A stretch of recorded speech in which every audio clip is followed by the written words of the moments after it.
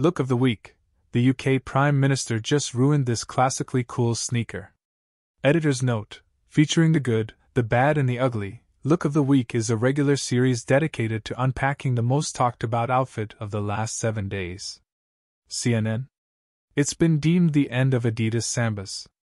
Once hailed as the favorite shoe of Harry Styles, Kaia Gerber, Bella Hadid, Paul Mescal, and even Rihanna, just to name a few, it's now apparently all over for the 1950s three-striped sneaker.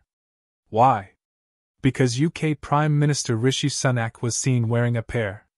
In an Instagram video posted Friday, Sunak's explanation of his Conservative government's latest tax and childcare policies was to a large extent overshadowed by his everyman shoes. The Sambas, guess he's one of us now, read one comment. His trainers really helped the video become easily understandable and relatable for me, added another sarcastically. The British press were equally resistant to any sartorial strategy that might have been in play. Yet another try-hard bid to appear relatable has backfired, wrote journalist Michael Hogan for left-leaning national newspaper The Guardian. In a bid to present himself as young and hip, Sunak took an eternally cool sneaker and ruined it for everyone, added British GQ. It's a far cry from the public reaction another political leader received after being spotted in a pair of sneakers.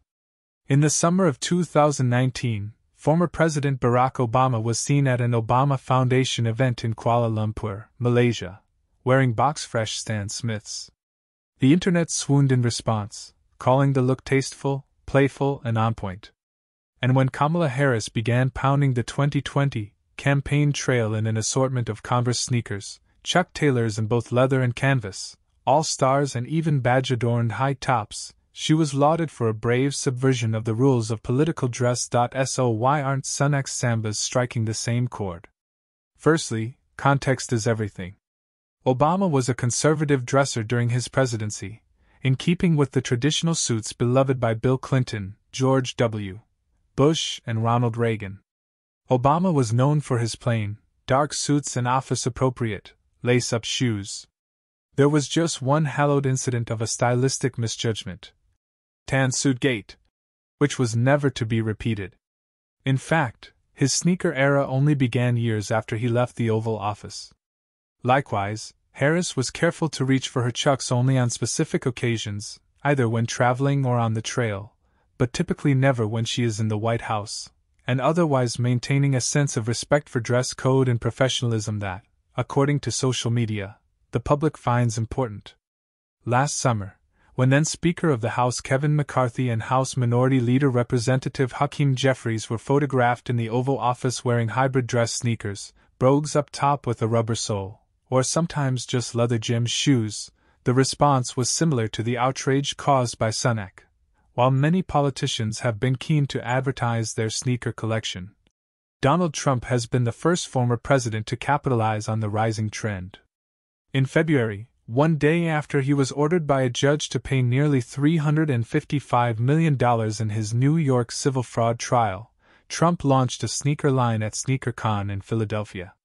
The primary design was a gold high-top shoe featuring a white and red sole, an American flag, and an embossed T on the outer flank. Christened the Never Surrender high-top sneaker, it is available to purchase for $399.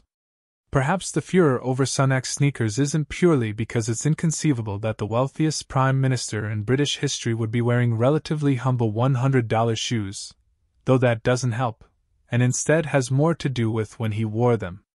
The Sambas appeared to be a transparent attempt at signal dressing, if not a potential distraction away from the politics of his interview. Even the most ardent sneakerheads know there is a time and a place for a gum sole, and the British public have decided on camera at 10 Downing Street is either